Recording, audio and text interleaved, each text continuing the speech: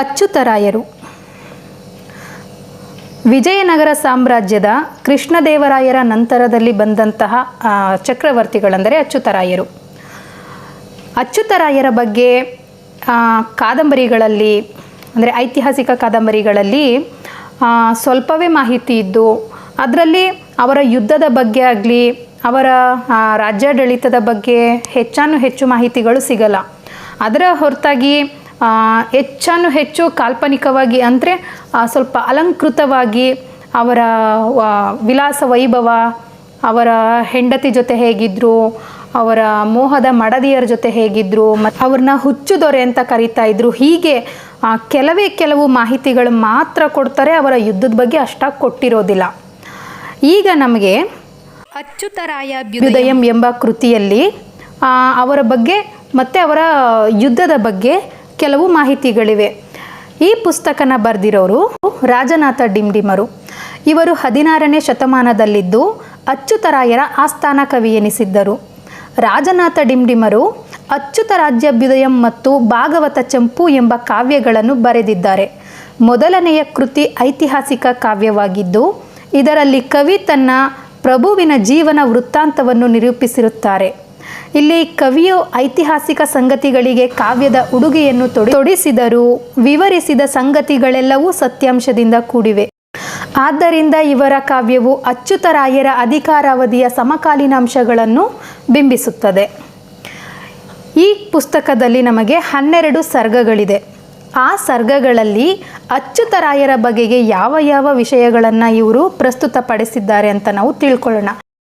ಅದಕ್ಕೂ ಮುಂಚೆ ಈ ಅಚ್ಯುತರಾಯಾಭ್ಯುದಯಂ ಎಂಬ ಪುಸ್ತಕವನ್ನು ರಾಜನಾಥ ಡಿಂಡಿಮರು ಸಂಸ್ಕೃತದಲ್ಲಿ ಬರೆದಿದ್ದು, ಅದನ್ನು ಕನ್ನಡಕ್ಕೆ ಡಾಕ್ಟರ್ ಸುಚೇತ ನವರತ್ನರವರು ಅನುವಾದ ಮಾಡಿದ್ದಾರೆ. ನಾವೀಗ 1ನೇ ಸರ್ಗದಲ್ಲಿ ಏನಿದೆ ಅಂತ ತಿಳ್ಕೊಳ್ಳೋಣ. ಮೊದಲನೆಯ ಸರ್ಗದಲ್ಲಿ ನರಸನಾಯಕರ ವಿಜಯದ ವಿವರಣೆ ಇದೆ. ನಂತರ ನರಸನಾಯಕರ ಹೆಂಡತಿಯಾದ ಓಬಮಾಂಬೆಯು ಕಥಾನಾಯಕ ಅಚ್ಯುತರಾಯರಿಗೆ ಜನ್ಮವಿತ್ತ ವಿಷಯವಿದೆ.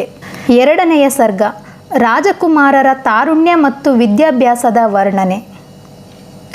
3ನೆಯ ಸರ್ಗ ರಾಜ ನರಸನಾಯಕರಿಗೆ ಓಬಮಾಂಬೆಯಲ್ಲಿ ಅಚ್ಯುತರಾಯರು ಜನಿಸಿದರು.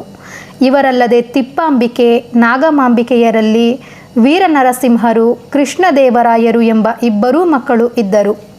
ವೀರನರಸಿಂಹರು ಸಮರ್ಥರಾಗಿ ರಾಜ್ಯವಾಳಿದ ನಂತರ ಕೃಷ್ಣದೇವರಾಯರು ಪಟ್ಟಕ್ಕೆ ಬಂದರು.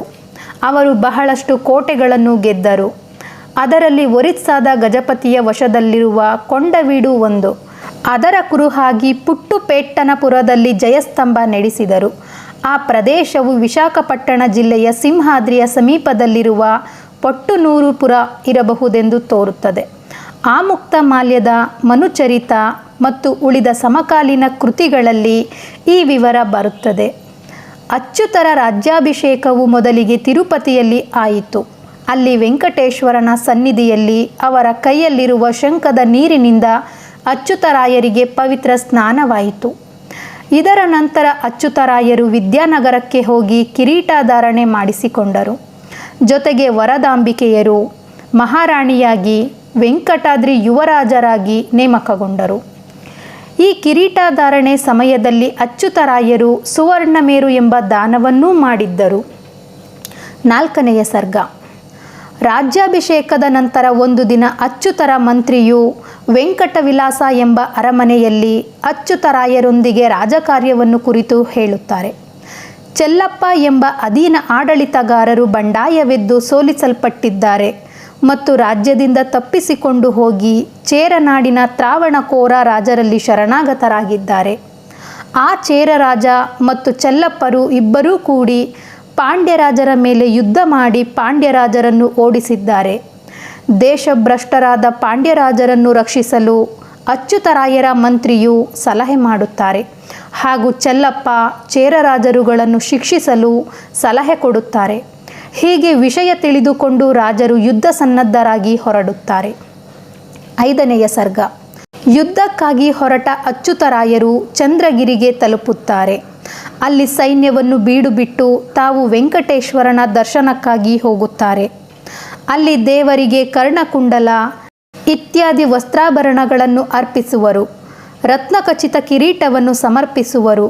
ತದನಂತರ ಕಾಳಹಸ್ತಿಗೆ ತೆರಳಿ ದೇವರನ್ನು ಪೂಜಿಸಿ ದಾನ ಧರ್ಮಾದಿಗಳನ್ನು ಕೊಟ್ಟು ಅಲ್ಲಿಂದ ಕಂಚಿಗೆ ತೆರಳಿದರು. ಅಲ್ಲಿ ಮುತ್ತಿನ ತುಲಾಭಾರವನ್ನು ಮಾಡಿಸಿಕೊಂಡು ಜನರಿಗೆ ಹಂಚಿದರು. ಕಂಚಿಯಲ್ಲಿ ಕೆಲವು ಕಿರಾತ ರಾಜರು ಅವರಿಗಾಗಿ ಕಾದು ಕಾಣಿಕೆಗಳನ್ನು ಕೊಟ್ಟರು. ಅವರ ಜೊತೆಗೂಡಿ ದಕ್ಷಿಣದ ಕಡೆಗೆ ಹೋಗಿ ತಿರುವಣ್ಣಾಮಲೈ ತಲುಪಿದರು. ಅಲ್ಲಿ ದೇವರನ್ನು ಆರಾಧಿಸಿದ ಮೇಲೆ ಚೋಳರ ರಾಜ್ಯದಲ್ಲಿ ಪ್ರವೇಶಿಸಿ ಕೆಲವು ದಿನಾನಂತರ ಶ್ರೀರಂಗಂ ತಲುಪಿದರು. ಆ ನಂತರ ಅಧಿಕಾರಿಗಳಲ್ಲಿ ಒಬ್ಬರಾದ ಸಲಗರಾಜರ ಮಗರು ಚೆಲ್ಲಪ್ಪರಂತಹ ಸಣ್ಣ ಪಾಳೇಗಾರರ ವಿರುದ್ಧ ಸ್ವತಃ ತಾವೇ ಯುದ್ಧ ಮಾಡುವ ಕುರಿತು ಅಚ್ಯುತರಾಯರಿಗೆ ಸೂಚಿಸುತ್ತಾರೆ. 6ನೆಯ ಸರ್ಗ. ಚಕ್ರವರ್ತಿಯ ಅನುಜ್ಞೆ ಪಡೆದ ಆ ದಂಡನಾಯಕರು ದಕ್ಷಿಣದ ಕಡೆಗೆ ತೆರಳಿ ಮದುರೈ ನಗರವನ್ನು ದಾಟಿ ತಾಮ್ರಪರ್ಣಿ ನದಿ ದಡದಲ್ಲಿ ಬಿಡಾರ ಹೂಡಿದ್ದರು. ಅಲ್ಲಿಂದ ಅವರು ತಮ್ಮ ಅಂದಿನ ಅಧಿಕಾರಿಯೊಬ್ಬರನ್ನು ಚೇರ ರಾಜರ ವಿರುದ್ಧ ಯುದ್ಧ ಮಾಡಲು ತಿರುವದಿಗೆ ಕಳುಹಿಸಿದರು. ತಿರುವದಿ ರಾಜರು ಸೈನ್ಯ ಸಮೇತರಾಗಿ ಬಂದರು. ಎರಡೂ ಸೈನ್ಯಗಳ ನಡುವೆ ಘೋರ ಯುದ್ಧ ನಡೆಯಿತು.